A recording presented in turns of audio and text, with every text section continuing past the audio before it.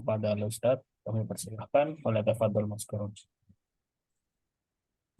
Baik, bismillahirrahmanirrahim. Assalamualaikum warahmatullahi wabarakatuh. Waalaikumsalam. Waalaikumsalam warahmatullahi Innal hamdalillah nahmaduhu wa nasta'inuhu wa nastaghfiruh wa na'udzu billahi min shururi anfusina wa min sayyiati a'malina. May yahdihillahu fala mudilla lahu wa may yudlil fala hadiya lahu. Asyhadu an la ilaha illallah wa asyhadu anna Muhammadan abduhu wa rasuluhu la nabiyya ba'dah. Allahumma inni a'udzu bika an adilla aw udalla aw azila aw uzalla aw adlima aw uzlama aw azala yujalla alayya. Rabbi shrah li sadri wa yassir li amri wahlul 'uqdatam min lisani yafqahu qawli. Shadaqallahul azim. Ikhwani wa akhwati rahimakumullah. Alhamdulillah kita bersyukur pada Allah Subhanahu wa taala di hari yang mulia ini kita masih diberi kesempatan oleh Allah berada di dalam komunitas ini, di dalam majelis ilmu ini untuk terus menambah ilmu agama kita, untuk menambah ilmu syariat, ya, semata-mata agar kita bisa beramal ibadah dalam kehidupan sehari-hari sesuai dengan petunjuk, gitu ya. Karena tentu saja kita ketika hidup di dunia tanpa petunjuk ya akan tersesat. Ketika tersesat ya kita akan salah arah, karena tersesat itu kemudian tujuannya tidak sampai. Nah, oleh karena itu Allah Subhanahu wa taala menurunkan nabi itu tujuannya untuk mengarahkan manusia ke jalan yang benar. Ya, memberi petunjuk kepada manusia agar bisa berjalan di dalam kehidupan ini dengan jalan yang benar. Ikhwani wa akhwati rahimahullah, kita akan lanjutkan pembahasan kita Kaifatus Sholli. Sekarang bab yang ke-16 dengan judul doa dalam sujud. Nah, untuk doa dalam sujud ini ada dua riwayat. Yang pertama itu membaca doa Subhana Rabbiyal A'la. Ya, Subhana Rabbiyal A'la itu merupakan riwayat dari Hudzaifah, ya, yang meriwayatkan bahwa annahu bahwasanya Nabi salat ma'an Nabi sallallahu alaihi wasallam, bahwasanya Hudzaifah itu pernah salat bersama Nabi sallallahu alaihi wasallam. Fakana yaqulu fi ruku'ihi, maka dia membaca fi ruku'ihi, pada ruku'nya Subhana Rabbiyal Azim, membaca doa Subhana Rabbiyal Azim. Wa fi sujudihi, dan di waktu sujudnya membaca Subhana Rabbiyal A'la, Subhana Rabbiyal A'la, membaca doa Subhana Rabbiyal A'la. Nah, ini bacaan yang pertama, ya, riwayat yang pertama. Bacaan bacaan sujud itu adalah Subhana Rabbiyal A'la. Lalu riwayat yang kedua, bacaan sujud itu adalah Rabbik firli. Rabbik firli. Hal ini dari Abu Malik yang telah meriwayatkan dari ayahnya bahwa Nabi Shallallahu Alaihi Wasallam bersabda, "Ma min abdin yasjudu fayaqulu Rabbik firli thalatha marrat illa ghufira lahu qabla an yarfa'a ra'sah." Ma min abdin, tidaklah seorang hamba, yasjudu, dia sujud, fayaqulu, kemudian membaca doa Rabbik firli, Rabbik firli, Rabbik firli, yaitu membaca Rabbik firli 3 kali, illa, kecuali ghufira lahu, dia diampuni dosanya, qabla an yarfa'a, sebelum dia mengangkat ra'sahu, kepalanya. Nah, ini riwayat yang menunjukkan bagi kita bacaan sujud juga bisa membaca Rabbik firli, ya.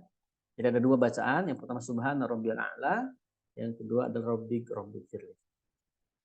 Yang kedua terkait dengan perulangan. Jadi bilangan bacaan itu bisa saja disamakan dengan bacaan sujud, ruku, ya. Bacaan sujud, doa sujud itu bisa pengulangannya sama dengan ketika ruku, bisa 1 kali, bisa 3 kali, bisa 10 kali, dan juga tak terbatas. Bagaimana pembahasan sebelumnya. Ya, di bacaan ruku itu kan bisa 1 kali, bisa 3 kali, bisa 10 kali, bahkan ada yang tak terbatas. Itu menurut riwayat. Walaupun secara jumhur ulama itu 3 kali. Nah, selain itu, ketika kita sujud, apakah boleh kita membaca doa? Ya, membaca doa. Nah, maka hukum berdoa ketika sujud itu dianjurkan. Kenapa dianjurkan? Karena ada beberapa riwayat yang menunjukkan, ya, sujud itu termasuk tempat berdoa. Ya, maka boleh berdoa apa saja dan diucapkan doa itu, tapi menggunakan bahasa Arab. Apakah boleh kita berdoa tidak menggunakan bahasa Arab? Boleh, tapi di hati. Ya, ucapkan di hati. Tidak diucapkan atau tidak dilafazkan melalui lisan. Doa ketika sujud itu. Nah, apa riwayat atau dalil yang menunjukkan kebolehan berdoa ketika bersujud? Ini seperti hadis riwayat Abu Hurairah radhiyallahu anhu yang pernah meriwayatkan dari Rasulullah SAW bahwa Rasulullah bersabda, aqrabu ma yakunul 'abdu min rabbih wa huwa sajidun fa aksiru du'a. Ya, kondisi terdekat, ya, seorang hamba dari Tuhannya yaitu adalah ketika sedang bersujud. Fa aksiru du'a, maka perbanyaklah oleh kalian doa. Ya, ini anjuran Nabi bagi kita untuk memperbanyak doa ketika sujud. Maksud sujud itu tentu adalah sujud ketika sholat. Tidak ada rincian dari Nabi, ya, apakah sholat sunnah ataupun sholat wajib. Berarti semua kondisi sujud ketika sholat itu tempat paling dekat dengan Allah Subhanahu wa taala untuk berdoa. Maka perbanyaklah doa. Bahkan riwayat lain dari Ibnu Abbas, yaitu Abdullah bin Abbas, juga meriwayatkan bahwa Nabi Shallallahu alaihi wasallam bersabda, "Amma ruku'u fa'azimu fihi rabba, wa amma sujudu fastahidu fid du'a, fa qaminun ayustajaba." Ruku itu, adapun ruku fa'azimu, maka agungkanlah oleh kalian fihi, di dalam ruku, ar-rabba, Tuhan kalian. Ya. Wa amma sujudu, sedangkan sujud, fastahidu, maka seriuslah, ya, atau bersungguh-sungguhlah kalian fid doa, dalam doa. Faqaminun, ya, sehingga layak an yustajaba lakum, doa itu dikabulkan untuk kalian. Jadi dengan dua riwayat ini saja menurut Al-Fakir cukup gitu, bahwa memang sujud itu boleh kita doa. Ya.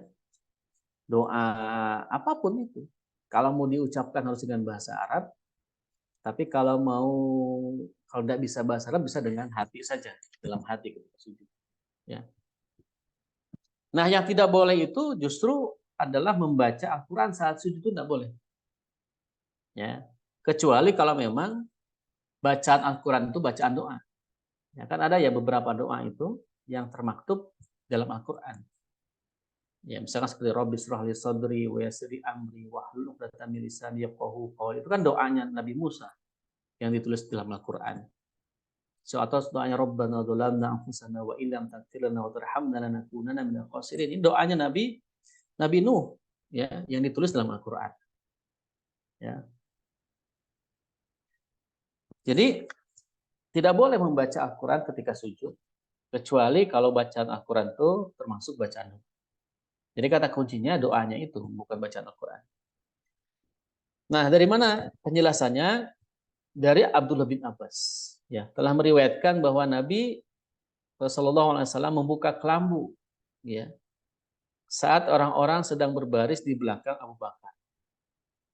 Lalu Rasulullah bersabda, "Ya ayuhan nasu, innahu lam yabqa min mubasysyiratin nubuwwati illa ru'ya shalihah. Yaruhal muslimu aw tura lahu wa inni nuhitu an aqra'a raki'an aw sajidan."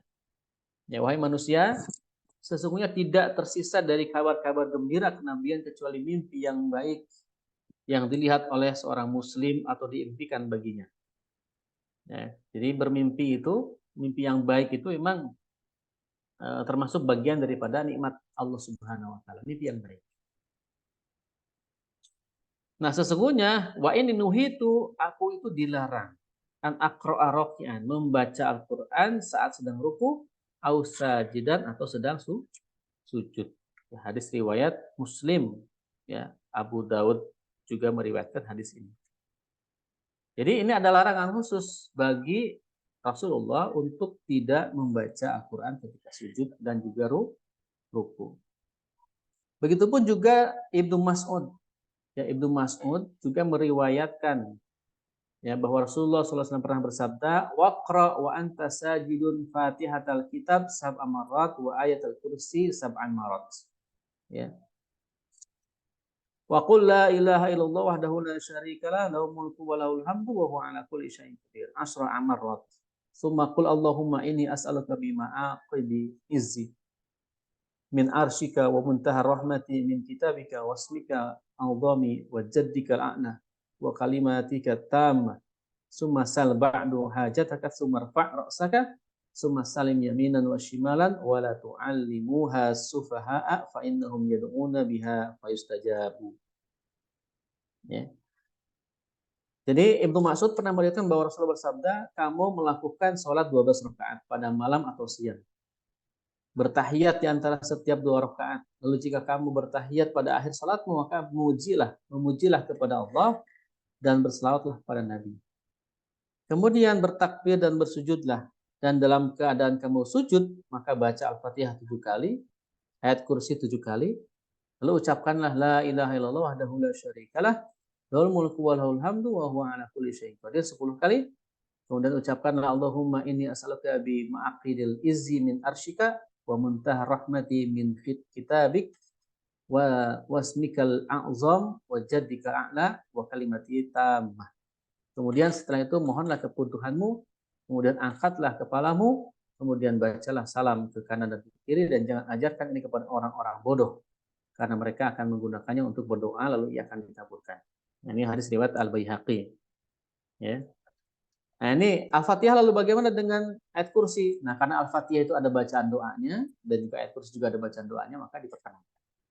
Yang tidak diperkenankan itu adalah membaca ayat Al-Quran yang tidak mengandung doa di dalam. Nah, ada beberapa doa, ya, beberapa doa yang diajarkan oleh Nabi ketika kita sedang sujud. Ya. Misalkan membaca doa, Subhanaka Allahumma Rabbana wa bihamdika Allahumma gfirli. Ya, Allahumma gfirli. Ini diriwayatkan dari Aisyah radhiyallahu anha yang meriwayatkan karena Rasulullah sallallahu alaihi wasallam yaksuru an yaqula fi ruku'ihi wa sujudihi. Subhanaka Allahumma Rabbana wa bihamdik Allahumma gfirli. Nah, ini bacaan yang sering Nabi baca ketika ruku ataupun sujud berdasarkan riwayat Bunda Aisyah radhiyallahu anha. Yaitu apa? Subhanaka Allahumma Rabbana wa bihamdika Allahumma gfirli. Ya. Atau juga bisa membaca doa lain, Subuhun Qudusun Rabbul Malaikati Waruh, berdasarkan riwayat Aisyah juga bahwasanya Rasulullah SAW, anna Rasulullah SAW kana yaqulu fi ruku'ihi wa sujudihi Subuhun Qudusun Rabbul Malaikati Waruh. Ya, bahwa Nabi ya sering membaca pada ruku dan sujudnya apa bacaannya? Subuhun Qudusun Rabbul Malaikati Waruh. Nah, ini juga bisa dipakai untuk doa ketika sujud. Atau membaca doa yang lain, yaitu Rabbi a'ti nafsi taqwaha wa zakkiha anta khairu man zakkaha anta waliyuha wa maulaha. Ini juga sama diriwayatkan oleh Sayyidati Aisyah radhiyallahu anha yang meriwayatkan apa riwayatnya? Annaha faqadatin Nabi sallallahu alaihi wasallam min madja'ihi falamasathu biyadiha fawaqa'at alaihi wa huwa sajidun wa huwa yaqulu Rabbi a'ti nafsi taqwaha wa zakkiha anta khairu man zakkaha anta waliyuha wa maulaha. Jadi pernah Aisyah itu, Bunda Aisyah tidak mendapati Nabi di tempat tidurnya. Lalu ia meraba-raba sampai kemudian mendapatkan bahwa beliau sedang sujud sambil membaca tadi Rabbi a'ti nafsi taqwaha wa zakkiha anta khairu man zakkaha anta waliyuha wa maulaha. Nah, ini doa ketika sujud yang ketiga ya. Yang keempat bisa juga membaca doa Allahumma gfirli dzambi kullahu diqqah wa jullahu wa awwalahu wa akhirahu wa alaniyatahu wa sirrah. Ya. Ini berdasarkan riwayat Abu Hurairah bahwa anna Nabiyya sallallahu alaihi wasallam kana yaqulu fi sujudihi Allahumma gfirli dzambi kullahu diqqahu wa jullahu wa awwalahu wa akhirahu wa ala niyyatahu wa sirruhu. Ya. Ya Allah, ampuni aku dosa-dosaku, ya, semuanya. Ya, diqqah wa jullah, baik sedikit atau banyak. Wa awwalahu wa akhirahu, baik yang awal ataupun yang akhir. Wa alaniyatahu wa sirrahu, baik yang terang-terangan ataupun yang rahasia. Minta diampuni. Nah, ini juga bisa membaca doa itu. Atau doa yang kelima, Allahumma ja'al fi qalbi nuran. Ini panjang doanya ya. Allahumma ja'al fi qalbi nuran, wa fi basari nuran, wa fi sam'i nuran, wa an yamini nuran, wa an yasari nuran, wa fawqi nuran, wa tahti nuran, wa amami nuran, wa khalfi nuran, wa azim li nuran. Ya, ini doanya bagus ya. Ya Allah, jadikanlah dalam hatiku ada cahaya. Dalam penglihatanku ada cahaya. Dari dalam pendengaranku juga ada cahaya. Dari kananku ada cahaya, dari kiriku juga ada cahaya, dari atasku ada cahaya, dari bawahku ada cahaya, dari depanku ada cahaya, dari belakangku juga ada cahaya, dan perbesarlah cahaya itu untukku. Masya Allah. Nah, doa ini diriwayatkan oleh Abdullah bin Abbas atau Ibnu Abbas radhiyallahu anhu. Ya, bahwasanya Rasulullah SAW pernah mengajarkan Nabi dengan doa tersebut. Ya. Jadi ketika Abdullah bin Abbas itu menginap di rumah bibinya yaitu Maimunah. Dan pada malam hari Nabi bangkit untuk hajat, ya, kemudian beliau memasuk muka dan kedua tangannya, kemudian tidur.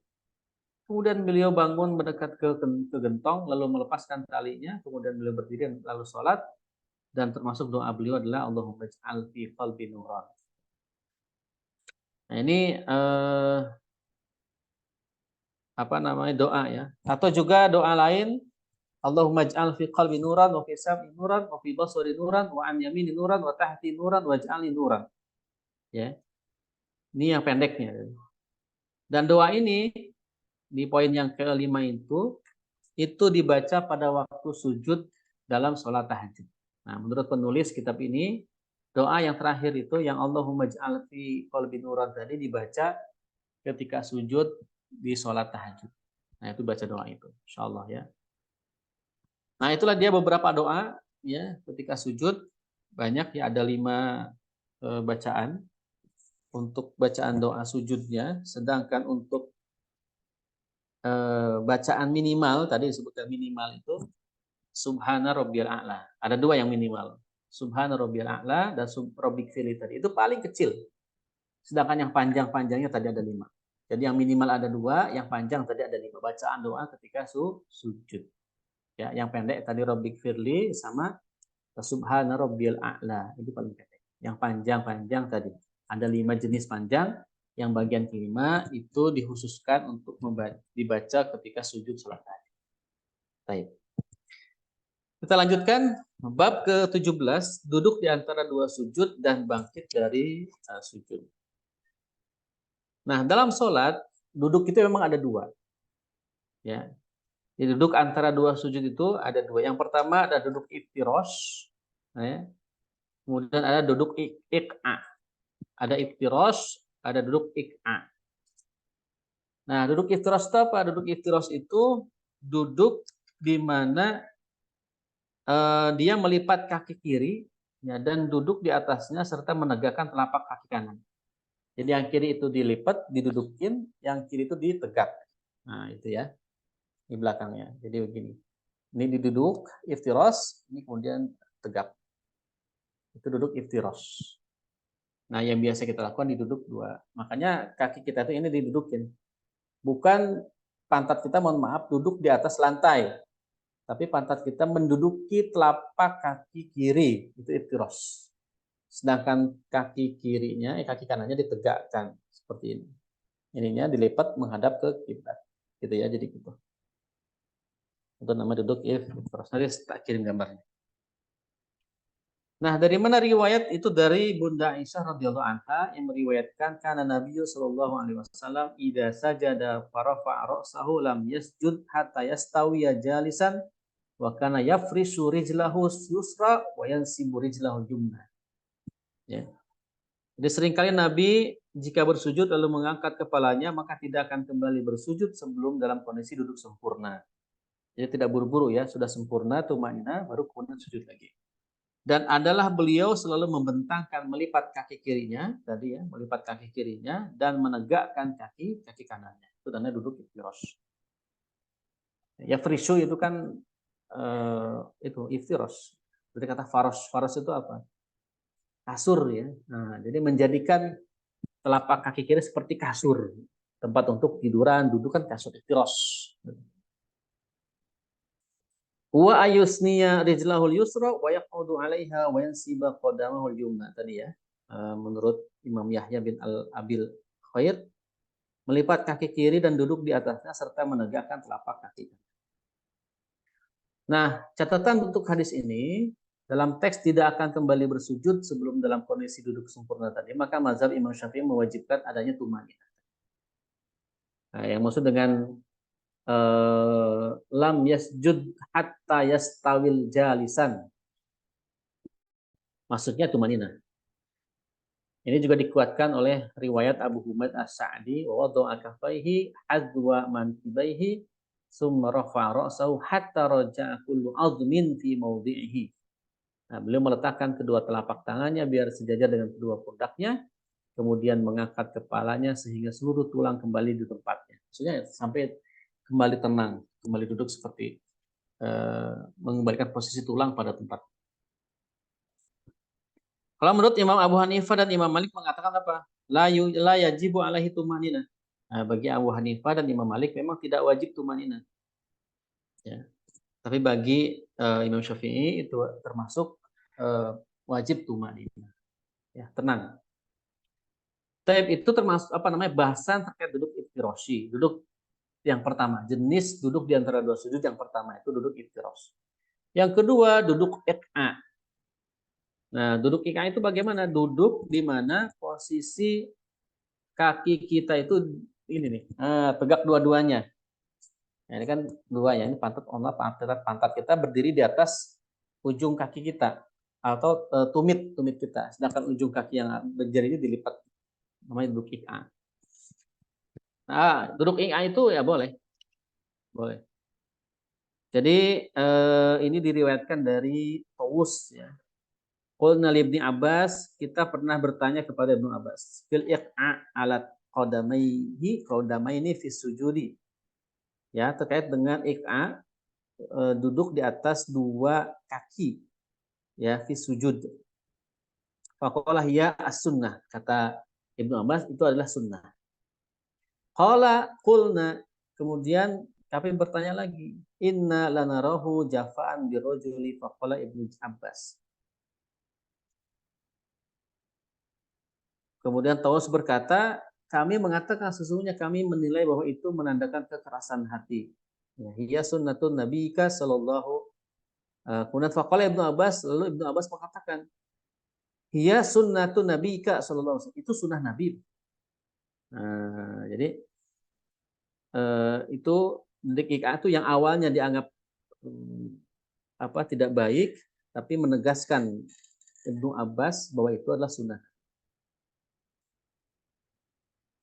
Nah, ika yang dimakruhkan yang bagaimana adalah melekatkan pantat ke lantai dan menegakkan kedua paha serta menjuntaikan tangan ke tanah sebagaimana posisi duduk anjing. Yang tidak boleh itu justru pantat kita tidak menduduki kaki kita. Itu yang tidak boleh. Itu langsung ke lantai ya. Jadi renggang berarti kan. Kaki kita renggang, kemudian kita duduk di lantai. Jadi kayak bayi aja, bayi anak kecil ya. Anak kecil kan suka duduk yang kayak ikan. Jadi kakinya itu menjuntai ke belakang. Memang dia tegak telapak kakinya, tapi pantatnya dia tuh tidak duduk di sini, ya tidak duduk di sini, tapi langsung ke lantai ke sini, set, gitu kan? Ini pinggir kanan kiri, itu namanya duduk yang dimakruh. Itu seperti anjing. Ya, naha anil iqa'i fi shalah, melarang duduk iqa dalam sholat. Itu maksud daripada hadis naha anil iqa'i fi shalah. Nah, untuk memperjelas itu Imam Al-Baihaqi berkata, wal iqa'u nau'ani ahaduhuma hadzal manhiyu anhu kama taqarrar. Wa tsani sahha fi'luhu 'anil Mustafa sallallahu alaihi wasallam ayadu al atraf wa asabi'i rijlaihi wa rukbataihi 'ala al-ardi wa aliyahu 'ala aqibaihi wa huwa sunnatun fil julusi baina sajdatain. Memang iqa itu ada dua.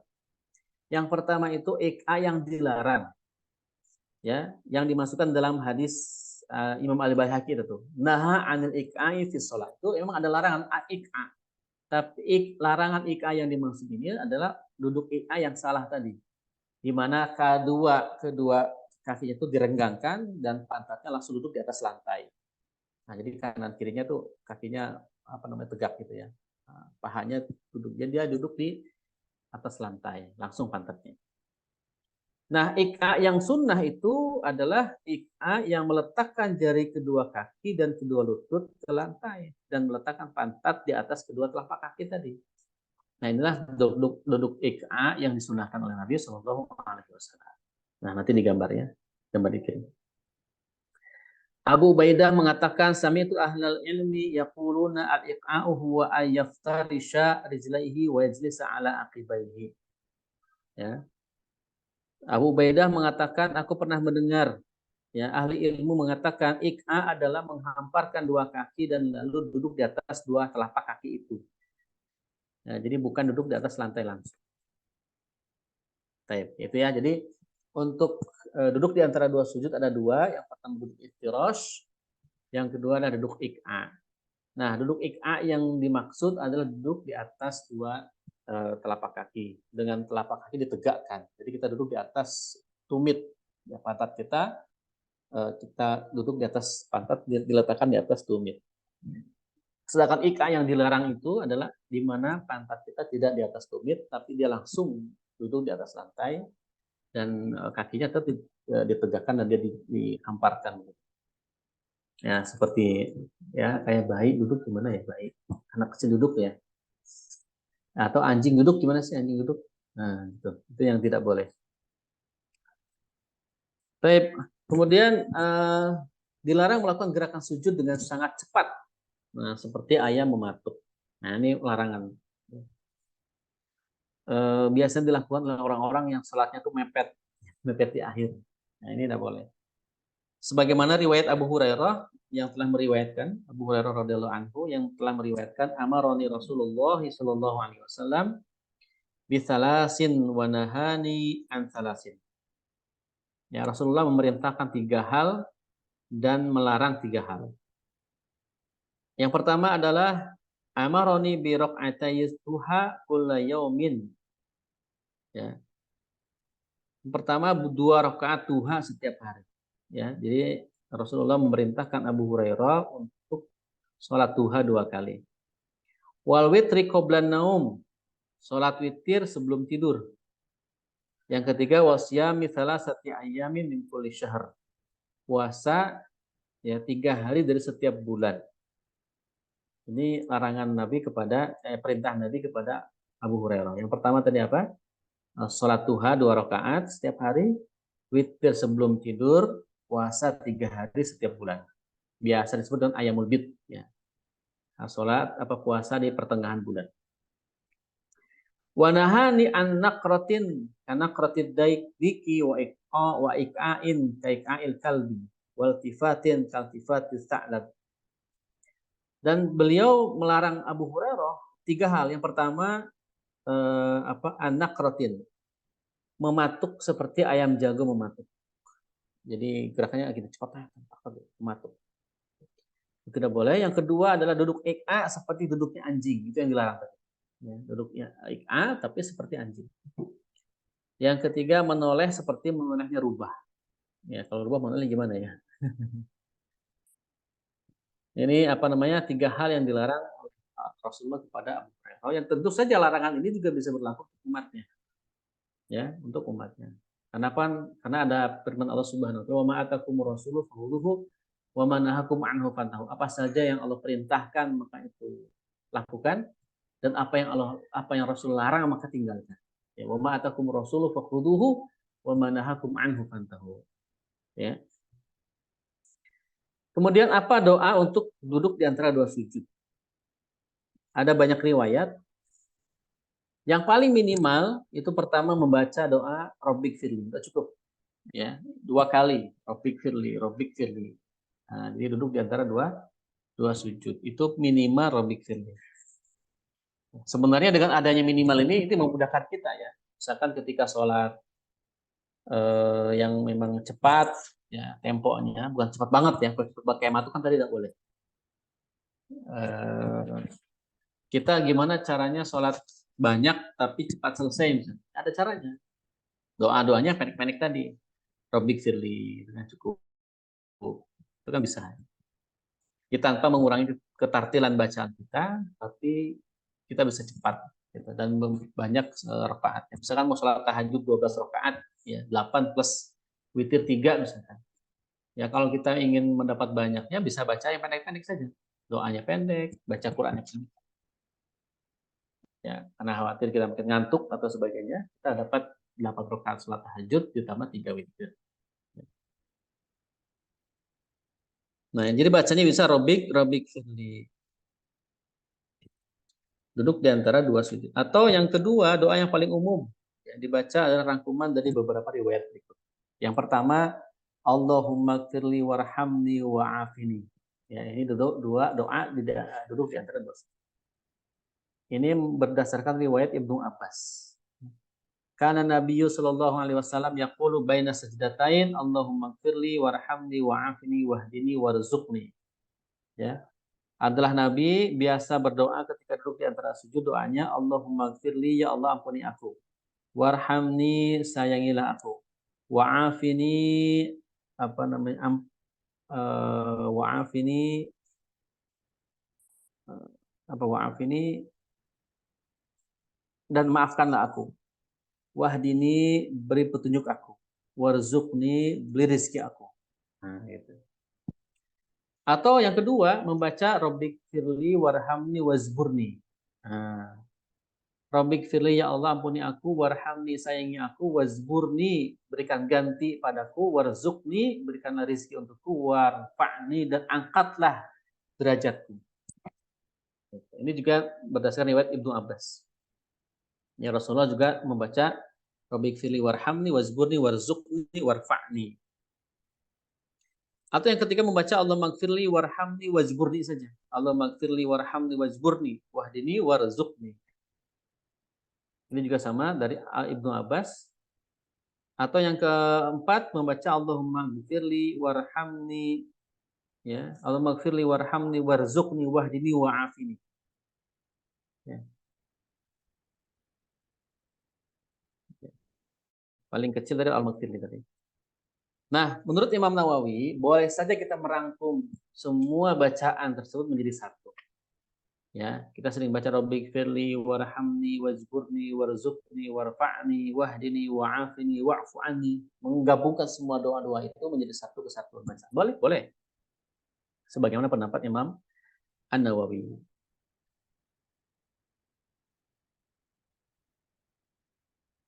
Ya, jadi boleh. Nah, insya Allah itu doanya bagus semua ya. Makanya Al-Fakir selalu ya dalam sholat-sholat sunnah, ya, sholat-sholat wajib itu sering tidak melewatkan doa ini. Karena doanya dahsyat gitu loh. Ya bayangin aja coba, semua kebutuhan kita ada di situ semua. Ya, Allahumma gfirli, ya Allah ampuni aku. Kita kan banyak dosa ya, kita ingin diampuni dosa-dosa kita. Warhamni, ya Allah sayangilah aku. Ya, kita ingin mengharap betul rasa rahim, apa sifat rahim, rahman. Rahim kan hanya untuk kaum muslimin ya, rahim itu. Kalau rahman kan untuk semua makhluk Allah. Kalau kasih rahman, kasih sayang untuk semua makhluknya. Tapi untuk rahim itu khusus untuk orang-orang yang mukmin saja. Ya, kita ingin dapatkan rahim tadi. Wa'afini, ya Allah ampuni ya kesalahan-kesalahanku, khoto. Ya, kalau firli kan lebih ke dosa. Tapi kalau afi itu lebih kepada khoto, kesalahan-kesalahan yang mungkin kita ngehnya di belakang. Kalau dosa itu kan kadang ngeh, kadang enggak. Kadang juga amal-amal yang kita tidak tahu itu dosa kita lakukan. Nah, itu dibantu dengan Allahumma gfirli tadi. Wahdini, ya Allah tunjuki aku, kan kita tidak ingin tersesat. Maka kita minta sama Allah untuk diberi hidayah terus oleh Allah Subhanahu wa taala. Ditunjukkan mana yang salah, mana yang benar. Ditunjukkan jalan yang benar, jalan yang tidak benar. Bahkan ditahan kita itu untuk melakukan kemaksiatan. Masya Allah. Ya, Allah itu kan sering ya menahan kita untuk tidak berbuat maksiat. Mungkin karena doa kita terus ini. Ya mau maksiat tidak jadi. Gitu. Sebagaimana doa Nabi Muhammad SAW kan mau maksiat kan. Bukan maksiat beneran sih, maksudnya Nabi itu pengen tahu. Ya, karena setiap malam, akhir malam itu suka ada pesta anak-anak muda. Ya kan Nabi itu kan pengen tahu juga itu. Nah, tapi Allah jaga. Setiap kali mau melihat, Nabi itu ditidurkan tengah jalan. Tertidurlah atau lelah sampai nggak sempat lihat sama sekali. Artinya kan Allah jaga ini.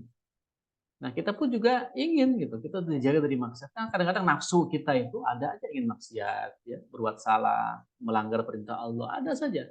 Yang namanya juga nafsu, ditambah dorongan setan misalkan. Nah, kita ingin dijaga ya dari itu semua.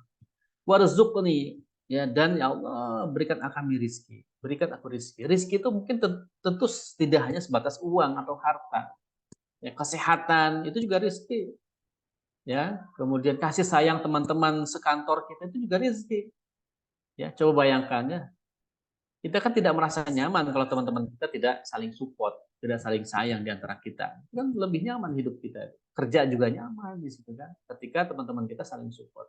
Ini kan juga rizki. Rezeki yang berbentuk rezeki kesehatan, rezeki ilmu, ilmu juga rezeki atau kan, ilmu itu juga Allah beri kepada kita.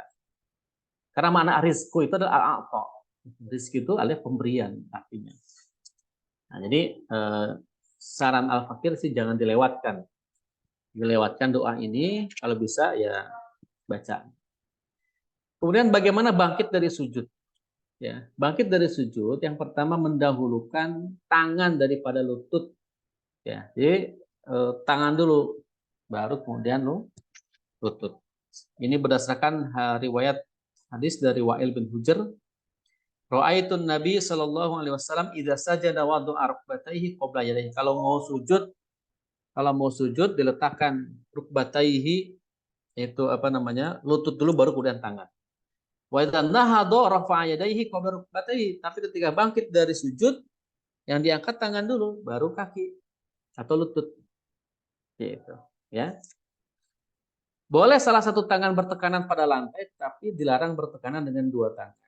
Jadi kalau memang kita ini ya ditahan dengan satu wa'tamada 'alal ardi summa qama, ya, bersandar pada tanah kemudian dia berdiri.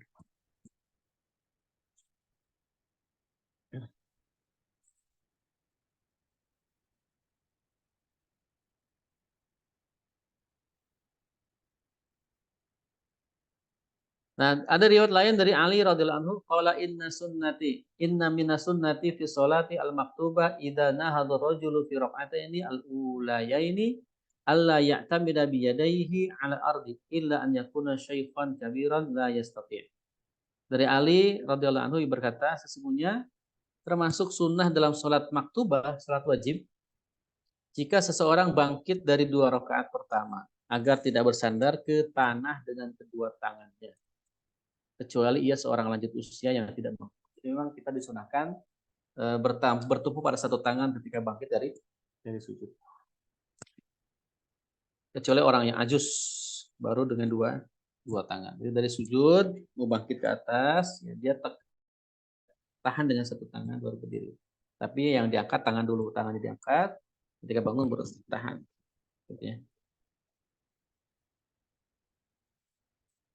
Untuk rakaat ganjil sebelum berdiri dibolehkan duduk istirahat. Ya. Dari Malik bin Al-Huwairis radhiyallahu anhu meriwayatkan la annahu ra'a Nabiyya sallallahu alaihi wasallam yusolli fa idza kana fi witrin min salatihi lam yanhad hatta yastawiya qa'idan. Ya, sesungguhnya ya ia menyaksikan Nabi sedang sholat. Lalu ketika dalam rakaat ganjil dari sholat, beliau tidak bangkit berdiri sehingga sempurna dalam keadaan duduk. Jadi istirahat duduk sebentar boleh. Nah, ini ada urutan bangkit dari sujud, nanti kita kirim. Dari semula posisi sujud, angkat kepala dari sujud, lalu angkat kedua tangan, duduk istirahat untuk rakaat ganjil boleh. Dari sujud sebelum berdiri kita boleh duduk dulu sebentar, istirahat dalam sholat ganjil ya. Kemudian baru bangun dari duduk itu dengan dorongan satu tangan, berdiri sempurna. Nah, itu nanti insya Allah tak kirim gambarnya lagi. Ada gambar-gambar yang mungkin dibutuhkan oleh antum semua untuk memahami apa yang tadi disampaikan. Baik, cukup insya Allah ya. Cukup banyak, 2 bab kita bahas. Insya Allah nanti pekan depan kita bahas bab yang ke-18 tentang duduk tasyahud. ya, duduk tasyahud akhir. Ya, dan mudah-mudahan nanti kalau ada waktu kita bahas juga, karena tasyahud itu termasuk yang banyak ya pembahasannya. Kalau keburu kita akan bahas tentang bacaan tasyahudnya itu apa. Ya, bacaan tasyahud juga banyak ya, beberapa riwayat bacaan-bacaan. Jadi enak sekali kita bahas kitab ini sebenarnya karena penulis merangkum semua riwayat-riwayat yang berkaitan dengan amal soleh atau kaifiatus sholahnya. Nah, jadi kita bisa melihat dan juga disisipkan pandangan-pandangan ulama di situ. Misalkan boleh merangkum bacaan, boleh kita memilih salah satu di antara beberapa kaifiah sholat gitu. Nah, itu penting sekali buat kita. Sehingga satu, kita juga tidak merasa berat ketika sholat, kita bisa dengan berbagai macam model, selama model itu dicontohkan oleh Rasulullah, dan itu melihat kondisi kita. Kalau kita kondisinya lemah, kondisinya sedang sakit, bisa menggunakan model yang mana. Kalau kondisinya dalam kondisi fit, kita bisa menggunakan yang mana. Jadi Masya Allah ya, ini menunjukkan bahwa betul kata Rasulullah, ad-dinu yusrun, agama itu mudah bagi orang-orang yang berilmu. Ya, bagi orang yang tidak berilmu kan seolah-olah ibadah itu berat gitu, berat, susah dan sebagainya. Tapi bagi orang yang berilmu, justru ibadah ini merupakan suatu kewajiban, ya, kewajiban yang harus kita lakukan sebagai bukti ketundukan kita kepada Allah Subhanahu wa Ta'ala. Jadi sholat itu adalah kewajiban, bukan kebutuhan. Ya, kalau dianggap kebutuhan, itu kalau butuh kita sholat, kalau nggak butuh, ya kita nggak sholat. Tapi kalau wajib, mau butuh tidak butuh, tetap harus dilakukan. Karena ini kewajiban dari Allah Subhanahu wa Ta'ala, dan ini bukti ketundukan kita. Bukti ketundukan kita kepada Allah Subhanahu wa Ta'ala. Apapun kondisi kita harus tetap wajib sholat. Barakallahu fikum. Silakan mungkin dari teman-teman ada yang mau didiskusikan atau ditanyakan. Silakan. Baik, terima kasih banyak Ustaz. Jazakumullah khairan katsira atas pemaparan materi pada kesempatan siang hari ini. Silakan sudah sampai pada sesi tanya jawab. Silakan jika ingin yang ada yang bertanya, boleh langsung open mic atau ketik di kolom chat. Silakan. Izin bertanya, Ustaz. Ya, Nah, silakan. Oke. siapa ini? Mas Fikrun. Fikrun, Muhammad Fikrun aja. Ah, Muhammad Fikrun. Tafadhol. Nah, tadi mengenai dua jenis duduk ketika bangun dari sujud ini, Ustaz. Akan ada tadi iftirosh dan juga ik'a gitu, Ustaz. Nah, tadi yang salah satunya itu duduk ik'a ini adalah duduk di antara kedua tumit gitu, Ustaz.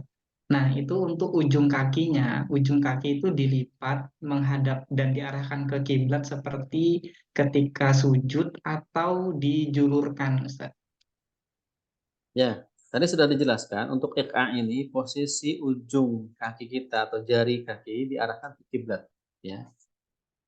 Tidak dijulurkan ke belakang, tapi ke kiblat. Jadi begini nih, ya. Jadi posisinya itu kayak gitu. Ini ujungnya ke kiblat dan tumitnya kita dudukin. Itu iqa. Bukan dijulurkan gini. Kan ada juga yang duduknya julur gini. Nah, itu tidak ada contohnya, itu tidak dianjurkan, tidak juga diperkenankan, tapi harus dilipat. Lalu bagaimana yang uzur sakit itu kan nggak uzur, beda lagi kondisinya. Ketika ada yang mungkin bisul atau luka kakinya itu kondisional dalam pengertian hal-hal seperti itu kan kalau uzur itu sudah maklum dalam agama Islam ada uzur dari setiap kewajiban itu ada uzur. Uzur itu kan uzur syar'i ya yang memang tidak memungkinkan bagi orang itu untuk berduduk seperti tadi. Itu beda lagi tentu. Nah, jadi ikan itu posisi begitu. Dia bukan di jalil apa di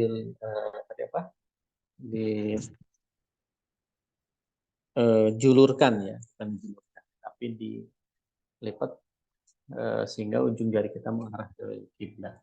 Gitu. Wallahu a'lam. Iya, Ustaz.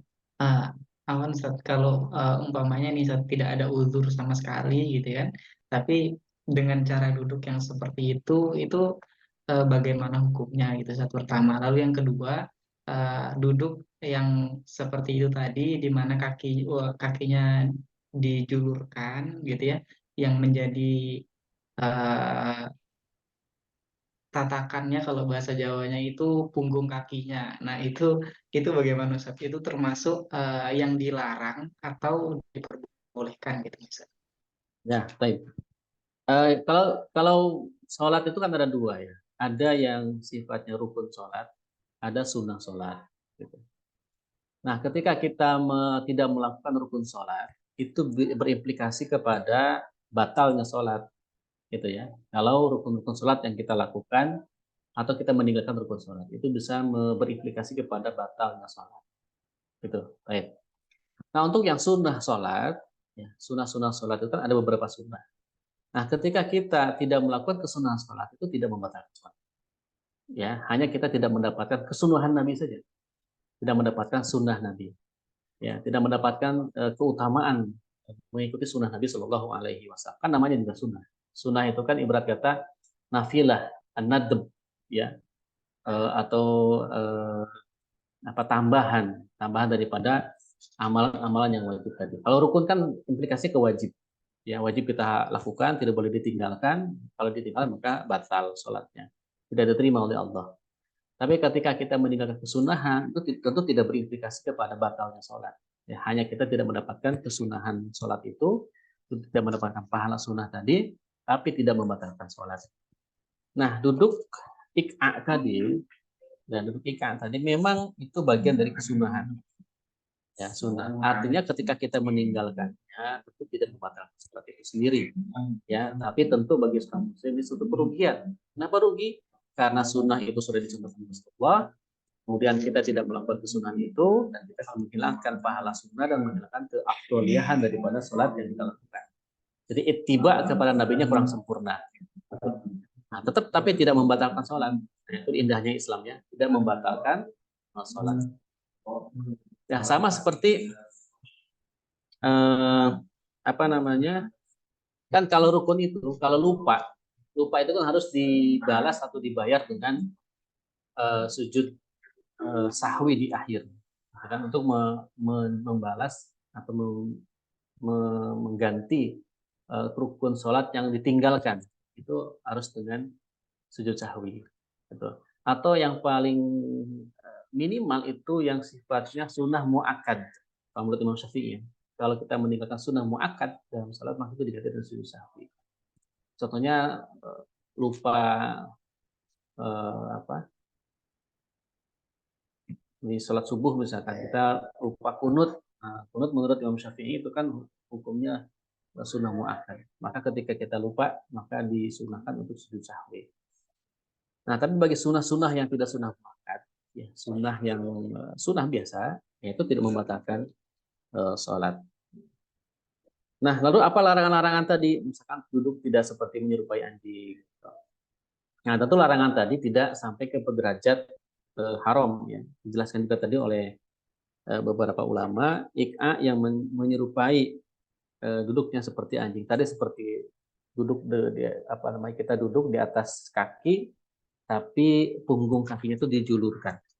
Nah, punggung kakinya itu dijulurkan. Maka itu disebutkan tadi dimakruhkan, ya, dimakruhkan.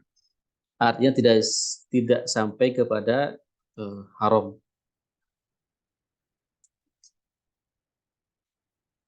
Ya, itu dia, ya. Tadi ada penjelasannya bahwa itu adalah hukumnya makruh. Baik.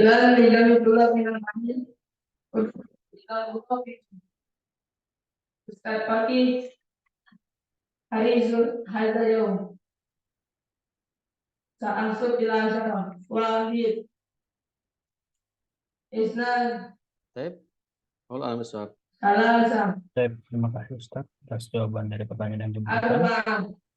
Mungkin satu lagi ada yang bertanya mungkin.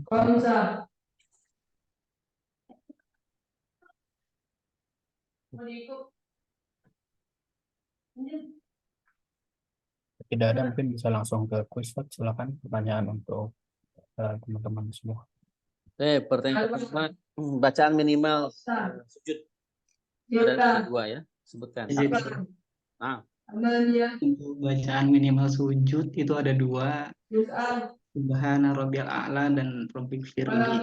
nah, satu, barakallahu fiik. Mungkin satu lagi, Ustaz. Silakan.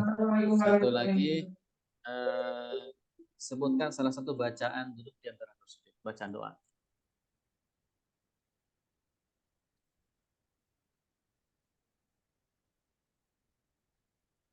Baik, ayo.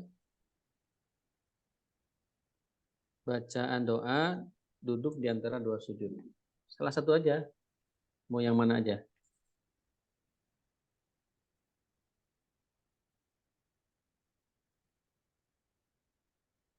Robik pilih 2 kali sahih.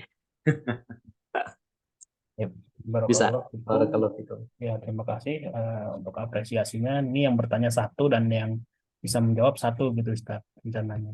Karena tadi qadarullah Mas Fikrun ya tanya ya jawab juga. Jadi untuk yang jawab kuis kita alihkan ke Kang Ihsan gitu ya. Barakallahu fikum. Terima Oh, kasih atas perhatiannya teman-teman semua dan barakallahu fikum Ustaz atas penjelasan materi pada siang hari ini. ya. Akhirnya sampai juga kita di penghujung kajian pada kesempatan siang hari ini. Marilah kita tutup kajian pada siang hari dengan baca alhamdulillah. Alhamdulillahirabbil alamin Alhamdulillahirabbil dan alamin. baca doa kafaratul majlis. Subhanakallahumma bihamdika Subhanaka asyhadu Allahumma an la ilaha bihamdika illa anta asyhadu an la ilaha illa anta astaghfiruka wa astaghfiruka wa atubu ilaik. atubu ilaik. Terima kasih. Assalamualaikum